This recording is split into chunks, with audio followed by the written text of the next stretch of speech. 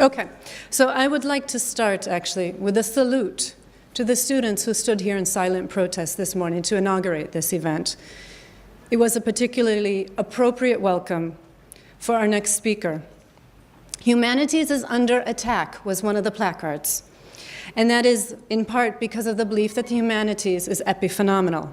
T.J. Clarke's trajectory has always challenged and seriously undermined that assumption. So let me start in 1973. Many art historians who graduate with a PhD from the University of London's Courtauld Institute go on to direct the world's major museums, not T.J. Clarke. Having devoted his thesis to unwriting the institutionalized conventions foreseeing the Courtauld's own premiere collection of French Impressionist and Post-Impressionist, he set about undoing institutional and museum-bound conventions. The year Clarke graduated, he published 2 books, The Absolute Bourgeois, Artists and Politics in France, 1848 to 1851, and Image of the People, Gustave Courbet and the 1848 Revolution. In 1973, these lay the foundation for a new approach to art history and the relationship, or understanding the relationship between art and social institutions. The bio on Professor Clarke's University of Berkeley homepage, where he is George C. and Helen D. Pardee Chair Emeritus, explains that he works on, quote, the social character and formal dynamics of art. The key term is dynamics. The art history that Clarke undid fetishized form as a self-sufficient producer of meaning.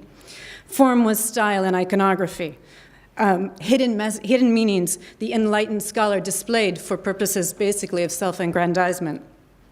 By contrast, Clarke's precise attention demonstrated how to trace the way pictures open themselves to meaning-making and repay attention, asserting that economic life lies in, quote, the realm of representations, and that society is a battlefield of representations, end quote, as he put it in his 1984 magnum opus, The Painting of Modern Life, Paris in the Art, and in the Art of Manet and his followers.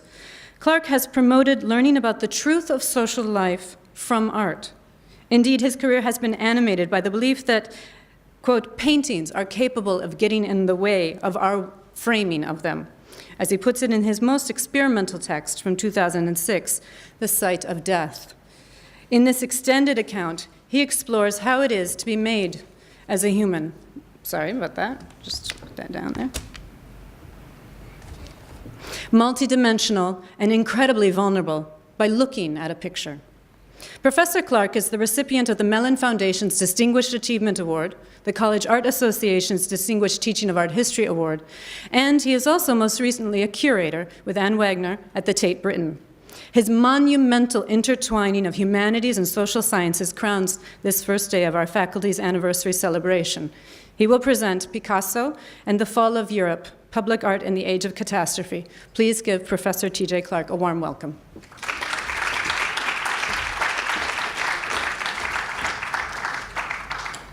Let me say what a very great honor it is to be here. It's my first visit to Lebanon, and I'm beginning to sort of learn more about the place of the university in this society, and becoming more aware as I learn, just how much it matters and what an honor it is to be invited to. I also wanted to thank very much for the introduction, and also say a special thank you to Helene. It's actually very appropriate that not only did she steer me through so many things beforehand, that she was the one who was here to actually even sort out the techniques. Thank you so much. So Helene Satter, when we first discussed my coming to Beirut for this occasion, suggested that I give a talk reflecting on the place of the humanities in the present-day university, and in particular on the role of art history, or more broadly, the study of visual art and visual culture within the humanities. I told her I was never any good at such wide-ranging think pieces, but that I reckoned that if I talked about one specific object, this extraordinary mural Picasso did for UNESCO in 1958, I could bring into focus, I hope, some large, not to say ominous questions about the survival of a humane culture, or indeed any form of humanism in times of catastrophe, about the tension between international institutions with their perhaps necessary pragmatism and the intransigence of art, and more generally still, about the difference between the human world of language and the equally necessary human world of images, visualizations, mute views of the world we inhabit. I want to say a word or two more about that last topic. Recently, I was reading the latest small book by Noam Chomsky called What Kind of Creatures Are We? It is in some ways an old man's book, summing up the thought of a lifetime, and its first and best chapter is unsurprisingly a return to the question of what human language is, how it evolved, how rapid were the essential neurological changes involved, what dictated the survival of those first mutations, and so on. Chomsky puts his stress on the consensus that has emerged among the experts about the extraordinary rapidity of the linguistic shift some 50 to 100,000 years ago. Rapid, that is, given the timescale of hominid evolution. And as I understand it, though Chomsky himself doesn't concern himself with this, the experts also point to an almost equally dramatic concentration and extension of imaging at the same moment, probably toward the end of the 100,000 to 50,000 period. The emergence, that is, of a distinctive practice of visual depiction and of hugely elaborated decorative formalizations applied to the body, to tools and utensils, and very probably to impermanent built surroundings which have not survived. Chomsky asked the question in his book, what kind of instrument of thought is language? And as so often comes up with non-obvious answers. For instance, he does not believe that language emerged as primarily an instrument of communication. A very disturbing proposition, actually. I found myself asking a parallel question to his. What kind of instrument of thought is imaging? I'd like to know. And specifically, what kind of instrument of thought is the subset of imaging we call depiction? In other words, the arrangement of figurative or non-figurative shapes within a field to whose containing shape they respond in some way, very often conjuring up an illusion of bodies in space. I guess it would help if I provided an example of depiction. Well, Picasso's Fall of Icarus does seem to me a good one. Shapes within a field, you just heard me saying, and shapes responding to the overall shape of the field that contains them. Notice that the shape of Picasso's depiction is odd. It's a trapezoid, an enormous irregular rectangle dictated by the dimensions of the wall in the UNESCO building it was meant to cover. I'll return later to the question of the effect of this overall shape on the painting's semantics. But immediately, just by raising the question, we're into territory that takes us, I think, far from the tools and assumptions that come down to us as humanists from our normal traditions and protocols of interpretation, shaped as they are preeminently by language, by grammar, by rhetoric, by ekphrasis, by the analysis of tropes. As a student of images, living in a culture where perpetual imaging machines are now everywhere, and as I see it, more and more tightly entwined with an incessant, inescapable soundtrack of words, identities, logos, slogans, scriptures, magic verbal formulae in which the world is deemed to make sufficient sense. Living in such a culture, I've become more and more interested in the mismatch between image and language, in everything that an image can do to resist or elude the grip of the linguistic, and everything language does in turn to deny that difference and re-cement its hegemony. You'll see in what follows that Picasso's mural is a copybook example of this Cold War between image and narration. I've no illusions about the power of images to resist the linguistic juggernaut, or even to put its claim to adequacy seriously in question. Anyone who's spent his working life, as I have, within the discipline of art history, would need to be a starry-eyed optimist not to have concluded that most human beings, intellectuals or otherwise, need the safety of language just as much as Kafka's mole needed its burrow, and flee from the silence of depictions as from the touch of the real.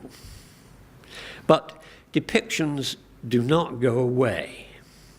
There was a reason, I think, for this great fact of human prehistory, that alongside that long ago leap into language, there took place a concomitant leap into image making.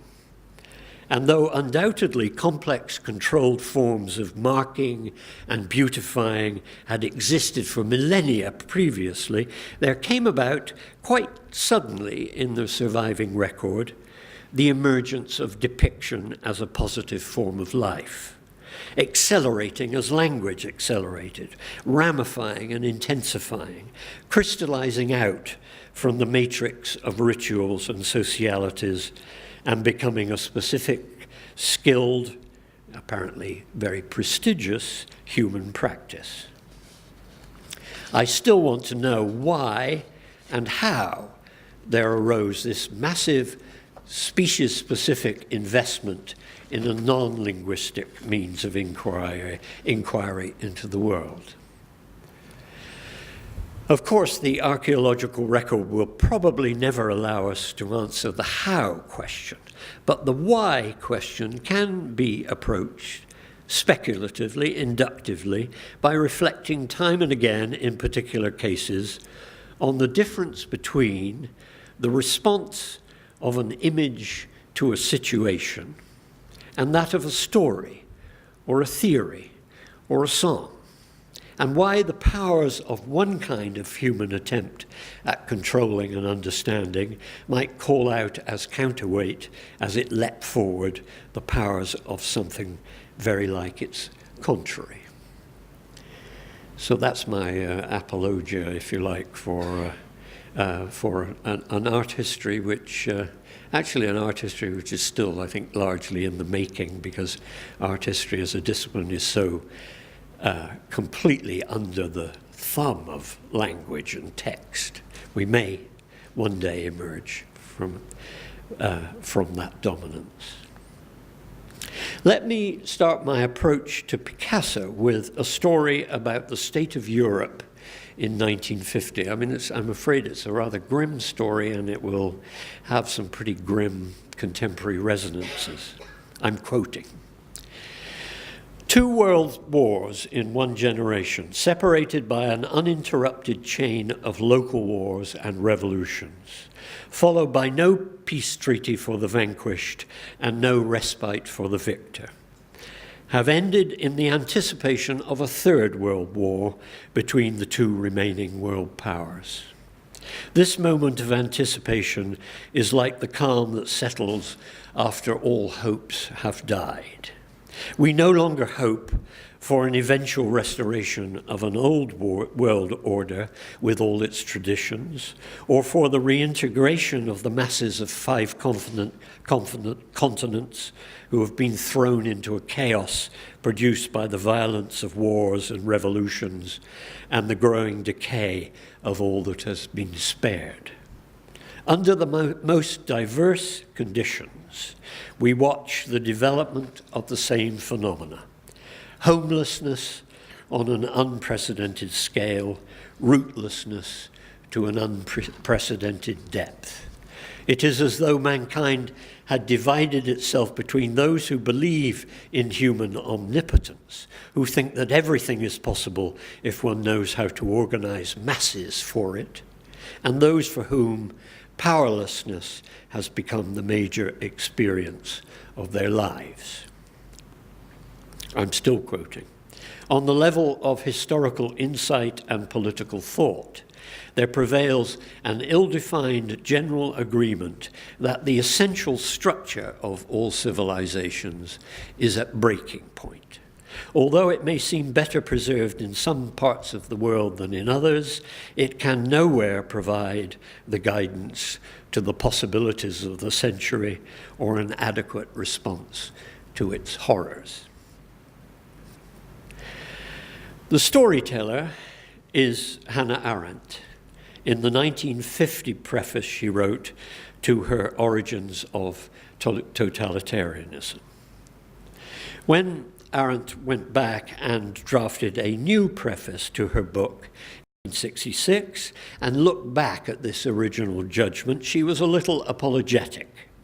The Origins had been written between 1945 and 1949, and in retrospect it registered, she thought, as a first effort to understand what had happened in the opening half of the 20th century. Quote, not yet sine ira et studio, still in grief and sorrow, and hence with a tendency to lament, but no longer in speechless outrage and impotent horror. I left my original preface in the present edition, she wrote, in order to indicate the mood of those years. One understands her unease. Already by 1966, the moment of the Origins of Totalitarianism's new edition, the tone and even the substance of her 1950 reckoning with fascism and Stalinism had a period flavor. The world, or at least the world of European and European in exile intellectuals, had decided that the 20th century's long catastrophe was over. Many thought that 1962, the year of the Cuban Missile Crisis, had marked its ending. And whatever crisis of civilization had succeeded the earlier terrible catastrophe, Arendt and her friends were far from certain how to characterize the new situation, and certainly not inclined to necessarily see it as a respite from ongoing decay and powerlessness at the level of civil society. It could no longer be written about or depicted in epic terms. The fall of Europe had happened. Tens of millions had perished. But the fall of Europe had not proved a new fall of Troy. After it had not come the savage god. Maybe the essential structure of civilization had broken, but the breakage in the years after 1950 had failed to give rise to a new Holocaust or a final nuclear funeral pyre. In place of the banality of evil had arrived the banality of mutually assured destruction. 2 world wars in one generation, separated by an uninterrupted chain of local wars and revolutions. That phrase from Arendt sticks in my mind.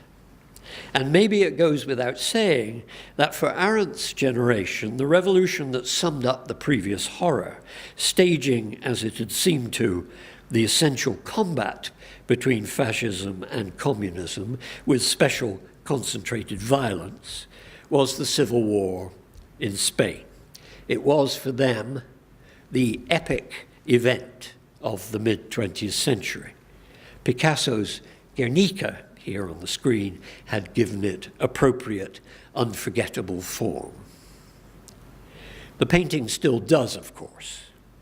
For the essential further point to be made is this. Arendt may have been right to feel a twinge of embarrassment at the tragic, exalted catastrophist tone of her 1950 preface, and to have thought by 1966 that the fate of mass societies in the late 20th century needed to be approached in a different key. But her thinking has not carried the day. The late 20th century, she argued, would only truly confront itself in the mirror if it recognized that the epic of the century's first 50 years had ended, that the battle for heaven on earth, the classless society, or the 1,000 years of the purified race was over. It had given way, this is Arendt's implication, to a form of mock epic or dismal comedy, still blood-stained and disoriented, but divested at last by the evidence of Auschwitz and the Gulag of the deadly dream that everything is possible. And it's this post-epic reality we should now learn to live with, she thought, maybe even to oppose. We should only do this, says her 1966 preface, if we manage finally to look back on the hell of the totalitarian period with thorough, bemused disillusion. We have to learn how not to allow the early and mid-20th century to stand for the human condition. We have to detach ourselves from its myth. Picasso's Fall of Icarus, I want to suggest today, is a defining and appalling statement of Arendt's post-epic perspective. It aims to put the era of Guernica behind it, and it does so in a context which was at the heart of the post-war, Cold War reality of the 1950s. The just finished headquarters of the United Nations Educational, Scientific and Cultural Organization in Paris. This is the building. The Fall of Icarus was commissioned for the hallway of UNESCO's Bâtiment des Conférences. It was first shown to the public there on the 3rd of November 1958, the moment of the new building's inauguration. Picasso's proposal, his vision of the form to be taken by history painting in a post-Guernica age, has never been much liked or understood. The Picasso literature largely leaves it to one side. The Stalinist pantomime of his war in Korea from 1951, or the exacerbated repeat of Guernica in the Temple of Peace at Valoris, are given more sympathetic attention. No one, Picasso included, has ever had a firm idea of what the UNESCO mural was of.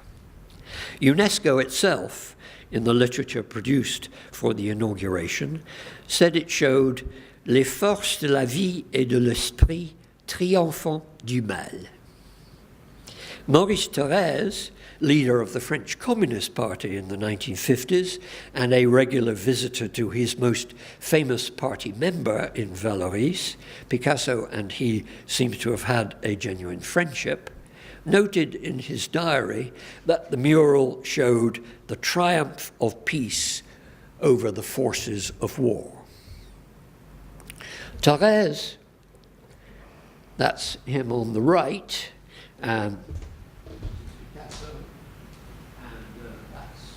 is the poet, filmmaker Jean Cocteau. Thorez had been present, this is picture taken at the time, at the first unveiling of the mural down in Vallauris in March 1958. But it seems doubtful that his title conveyed Picasso's intention accurately. When Georges Sale, old friend of Picasso, scholar of Asian art, by 1958 head of the French museum establishment, called the scene La Chute d'Icare, the fall of Icarus, in a speech at the painting's installation in Paris later that year, it was unclear to his audience if he was acting with Picasso's sanction or not. Sale, we now know, had been at the earlier Vallauris launch and suggested a title then, the L'Icare des Ténèbres, the Icarus of the Shadows. A journalist for Radio Geneva had asked Picasso directly, "Master, do you really think that this is Icarus of the Shadows?" To which Picasso replied, "Yes, I find that Georges Sale's thing is accurate, more or less, because a painter paints and doesn't write. It's more or less what I wanted to say." It went on for months and months, and little by little it was transformed without me even knowing where I was going. You understand? It began as a studio in which there were pictures. It was my studio where I was in the process of painting, you understand, and little by little the picture ate up the studio. There was nothing left but the picture, which said, which expressed things I was master of, but not acting of my own free will. Rather beautiful moment, actually, in which Picasso's caught trying to explain himself. The interviewer then talked to Jean Cocteau and asked for his impressions. Show you a wonderful period photograph of the picture at its Vallauris unveiling. Cocteau's reply is indicative. He seems to be struggling between the epic and post-epic frames of reference that the new mural put in question. Hanging on to the possibility of history and tragedy, but glimpsing, his voice fading into silence as he tries to articulate the thought, a future with no such frame. Here's what he says. "Well, for me, it's the curtain that rises on an epoch, or falls on an epoch. That's for the public to decide. We've lived a tragic epoch. We're going to live another. It's either the curtain that falls on a tragic epoch or the curtain that rises on the curtain for the prologue to another tragic epoch. But there is a great tragedy in his fresco. It's a diplodocus. It's the last terrible animal from an epoch we've just traversed, which moreover was very great, but very terrible." Cocteau, who I really do think is sort of struggling with the picture in an admirable way, is followed by Georges Sale, whose interpretation, this is the head of the museum establishment, whose reinterpretation of his own Icarus suggestion is a masterpiece of international community waffle. I quote, "On the wall, what did I see? I saw that UNESCO had at last found its symbol. At the heart of UNESCO, at the heart of the new building, we'll be able to see the forces of light defeat the forces of darkness. We shall see the forces of peace defeat the forces of death. We'll see all that accomplished thanks to Picasso's genial production. And alongside this combat, which is great like an antique myth, we see a peaceful humanity which is present on the banks of the infinite at the accomplishment of its destiny." Well, it would be easy after Sale to paint a scathing picture of UNESCO. Here's a wonderful Life magazine photograph of Picasso's mural in situ in the Conférence des Bâtiments buildings. There were many indictments of UNESCO at the time. As early as 1950, the philosopher Benedetto Croce could be found in the Manchester Guardian, no less, arguing seriously for the organization's disbandment as a failed experiment already overtaken by Cold War duplicities. Even those who quite reasonably celebrated the range of simple good works that UNESCO fostered in the world rarely failed to regret the great power politics creaking on at its center. By the time Picasso accepted the UNESCO commission, battle lines in the institution were immovable. The Soviet bloc campaigned for peace, the NATO powers for freedom. Senator McCarthy sent staffers to investigate the loyalty of the US delegation.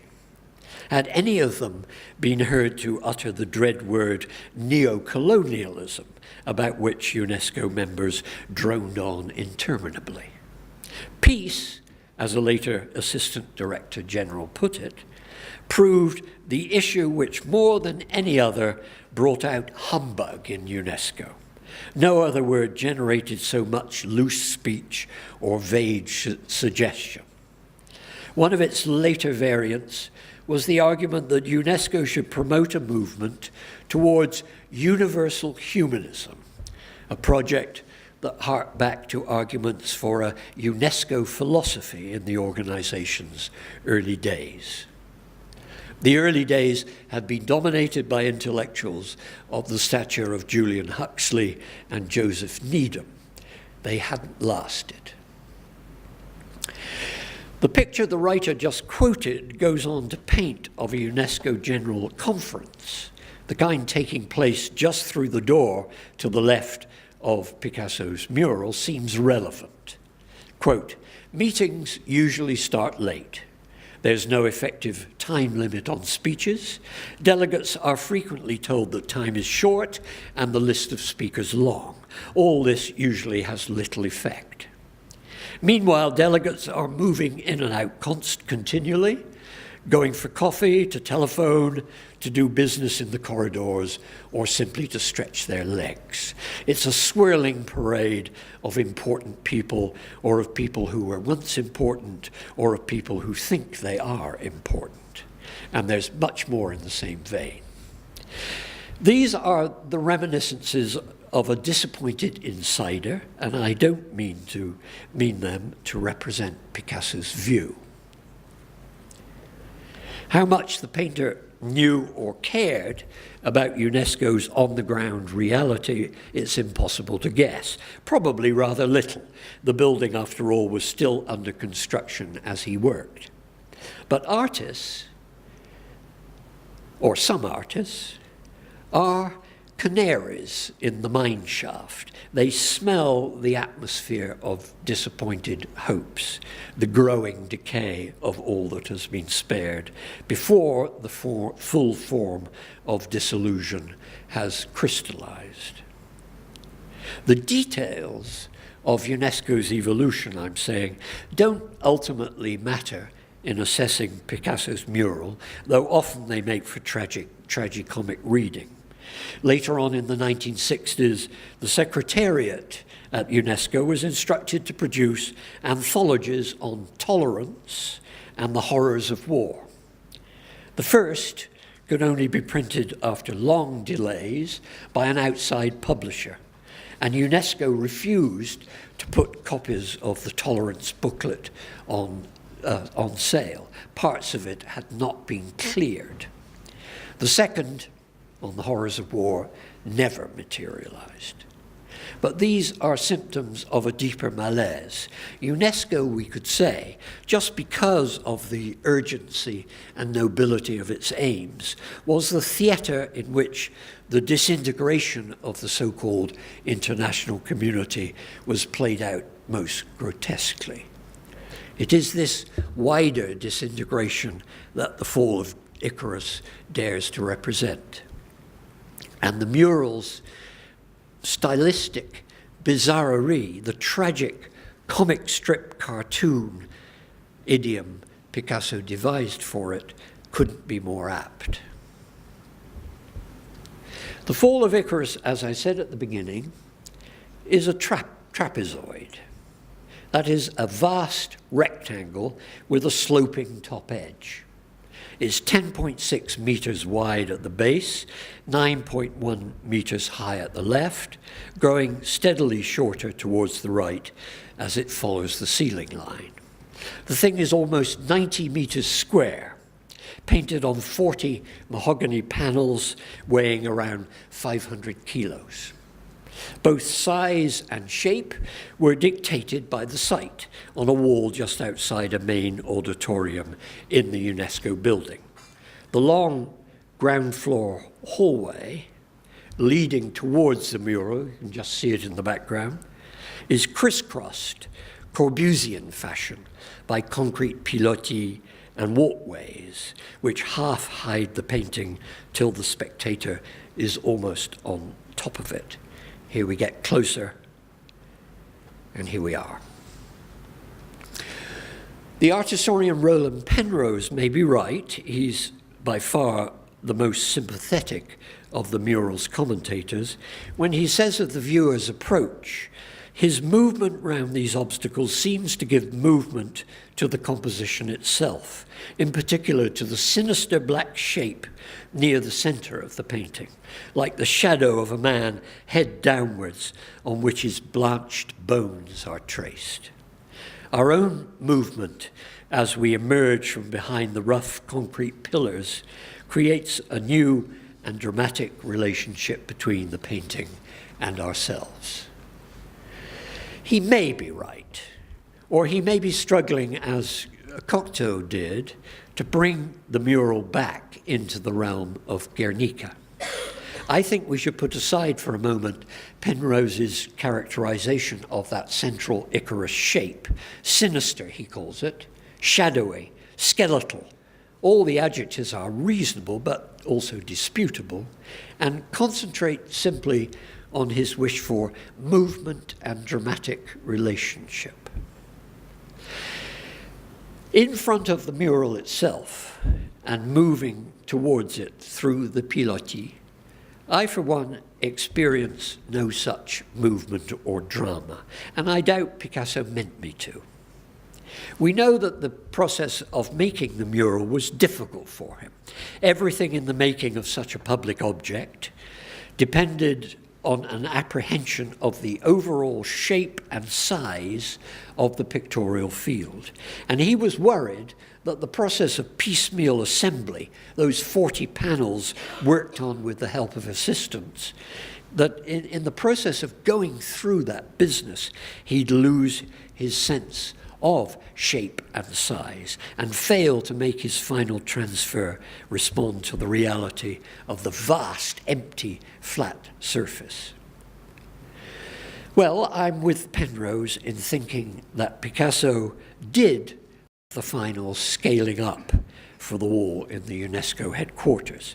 But as for what the artist intended the shape and size and setting to do to his composition, here Penrose and I part company.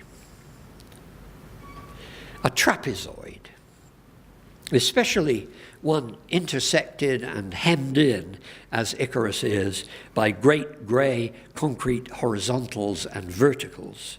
A trapezoid is something fundamentally different from a picture rectangle. A picture rectangle, even one blown up to Guernica proportions. This is a picture of Guernica in situ in the Reina Sofia in Madrid.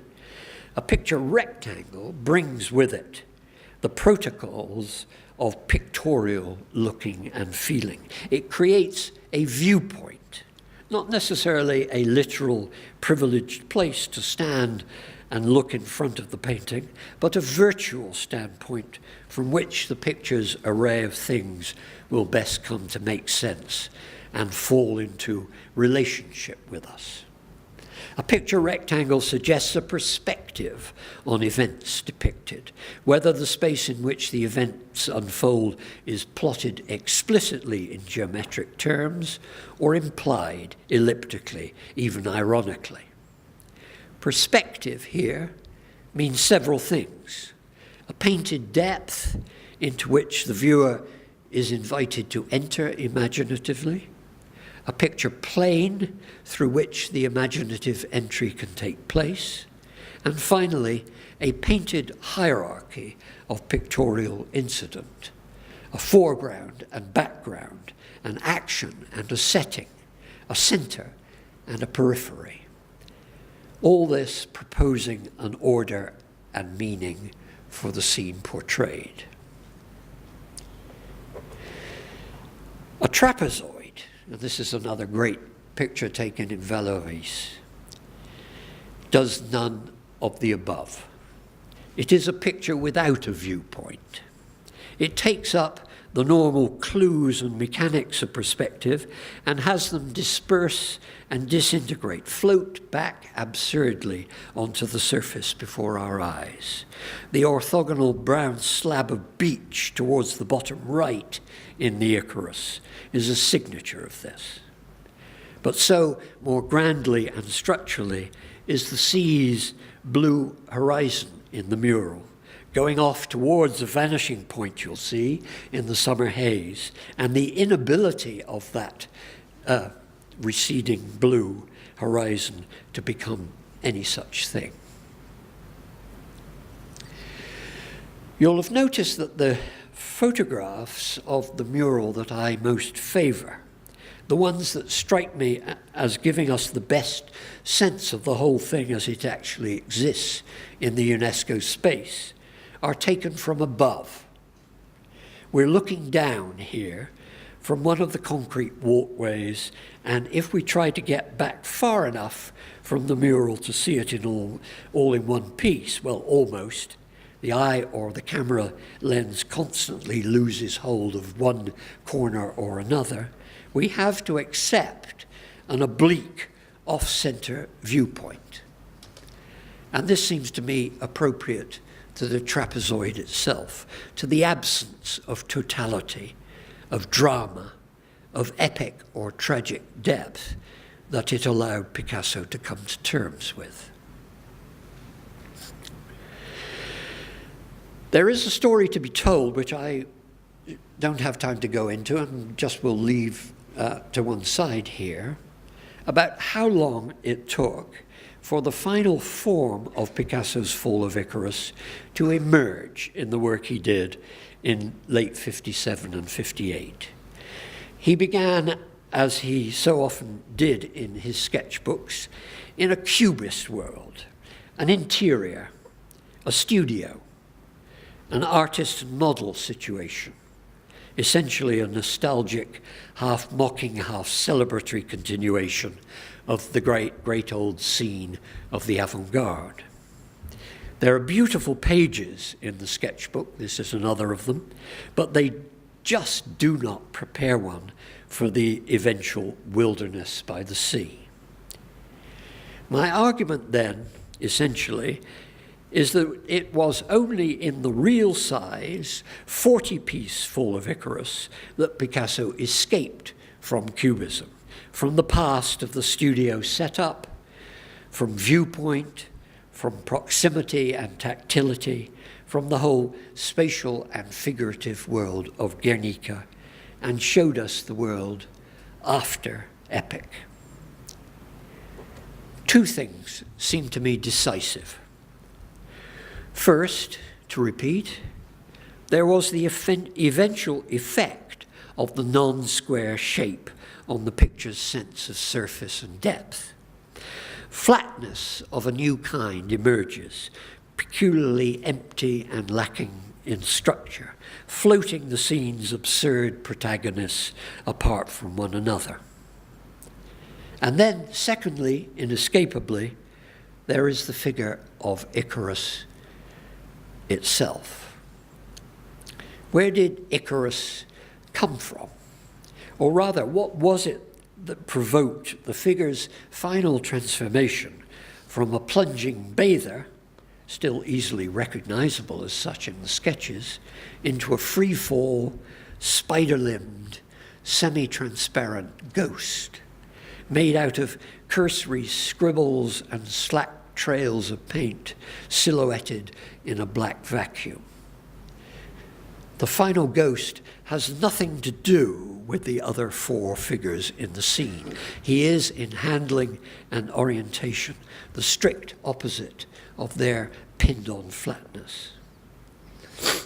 Where did he come from? Well, from at least two places. One of them, as so often with Picasso, was a memory of something by Matisse. Matisse's Fall of Icarus, done in the bleak year 1943, my birth year actually, was probably the midnight in the century. Matisse's Fall of Icarus had been assembled from pinned cut papers touched with gouache. It was as close as the artist ever came to an acknowledgement of the world of bomb blast and airborne terror. Put together the bomb blast stars in Matisse and Icarus's white on black falling body, and you have the bare elements of Picasso's later idea. To these, add Bruegel. Bruegel's great Fall of Icarus in Brussels. I have no doubt that long before Georges Sale produced his Icarus title, these two versions of Icarus, Matisse's and Bruegel's, had coalesced in Picasso's mind. Matisse had been the presiding deity of the UNESCO project from the moment in late January when the actions had shifted from the studio to the seaside. The tanned figure, top right in the mural, see the one right, the prone tanned figure, top right, pebble, flower, polyp, pin-up, extravagant Saint-Tropez sunbather. That's a compound of Matisse motifs. The Icarus idea emerged, in other words, I believe, from the Matisse bather matrix. And once it appeared, naturally, Bruegel came with it. Picasso burrowed into his library and dreamed over the unavoidable Icarus source. What he fixed on immediately and deeply, I think, and set himself the task of repeating, was Bruegel's sense that the tragedy of Icarus had made no difference to the universe it took place in. That in the real world, tragedy is an incident, a brief interruption, an agony in a vacuum to which the idiot onlooker staring at us in the mural from his position top right will never pay heed. Maybe you...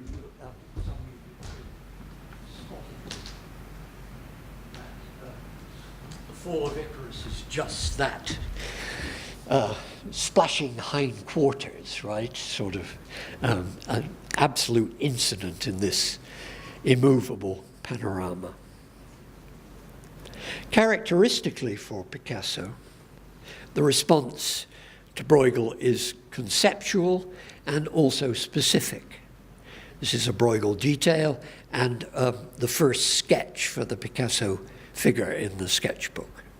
Icarus's limbs in the mural and in these first sketches seem to be full of the memory of the unnoticeable flailing legs of Bruegel's hero. Icarus is sinister, says Roland Penrose, a tattered apparition, the shadow of a man head downwards. Any viewer, I'm sure, will see what Penrose is responding to. But Icarus is also shapeless, weightless, insubstantial, silly, not really present in his black container, not really part of the scene. He may be sinister, he may be a figure of fun. He may stand for disaster. He may stand for some passing evil or absurdity averted. Even the Georges Sale, Maurice Thorez reading may be right. Peace, in all its UNESCO blandness, may indeed be present, watching war shut down. We may even be meant to identify groaning with Sale's pacified humanity, which is present on the shores of the infinite at the accomplishment of his destiny. It's worth remembering that in 1958, just as he was working on the Icarus, Picasso was still putting finishing touches to his Valoris Temple of Peace, painting the dreadful schematic end wall with its apotheosis of the communist peace dove. The Valoris Temple was supposed to have had its opening ceremony in 1958, but the municipality decreed that the space was too small for such a crowd. So Picasso's unveiling of the UNESCO mural in the schoolyard seems to have been a sort of substitute. No doubt, Picasso's mural anticipates the worst that officialdom will make of it. And no doubt in 1958, that officialdom for Picasso included the French Communist Party. The party's magazine of art and literature, Les Lettres Françaises, was naturally given privileged access to the Valoris unveiling. Here's its full-page spread. And in the article, this is a scoop, of course, right? Because he's the party's great pride and joy at this point. A difficult pride and joy, but prestigious. Wow. And in the article accompanying its first photographs of what Picasso had done, its correspondent gathered interpretations from selected members of the audience. Georges Sale's Icarus idea was already solidifying. The mural was like an antique tragedy in which an Icarus of the shadows would fall vanquished by the forces of light, by the human forces of peace. And the correspondent goes on, quote, as for the building workers who put up the metal carcass, I think she means the scaffold proscenium that we can see in the photos from the time, this painting made them think, the phrase is in quotes, of the H-bomb that makes its way around our skies, carried by American planes. Picasso, I'm quoting this article again, Picasso smiled joyously when I reported these commentaries to him. I wonder if joyfully quite captured Picasso's feelings. I'm almost at an end. We watch the development of the same phenomena, writes Arendt in 1950, homelessness on an unprecedented scale, rootlessness to an unprecedented depth. We watch it, but we do not yet have it represented. Pacified humanity is still trapped in the era of polarized, falsely heroic despair and triumph it has left behind. Mankind has divided itself, Arendt fears, and will go on dividing itself between those who believe in human omnipotence, who think that everything is possible if one knows how to organize masses for it, and those for whom powerlessness has become the major experience of their lives. Picasso's mural, I'm convinced, was an attempt to depict that division and subject it to the unkindness of comedy, to show it at last as a thing of the past. History is thorough, wrote Marx in a famous passage, and passes through many stages as she carries a worn-out form to the grave.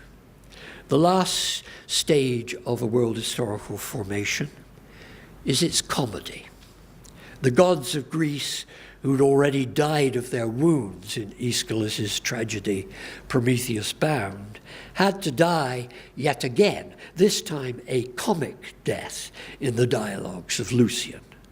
Why does history follow this course? So that mankind may take leave of its past gaily. Bruegel, greatest of comedians, was content to represent the drama of the fall as unnoticeable, recurrent, and ordinary, hardly making a splash. It was left to Picasso to imagine one of the men on the beach noticing all the same and grinning. I dare say he meant it to be an unsolvable question, as it had been for Marx, and maybe even for Georges Sale, whether we should envy or pity a world from which Icarus and the Übermensch and all such forms of overreaching have vanished. Thank you.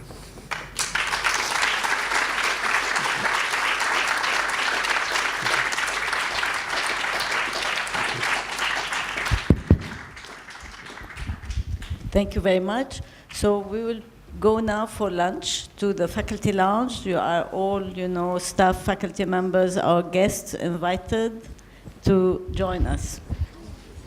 And at 3:30, don't forget that the students are preparing an exhibition and are very thrilled to have all our guest speakers here to look at their projects and give them, their input. Thank you.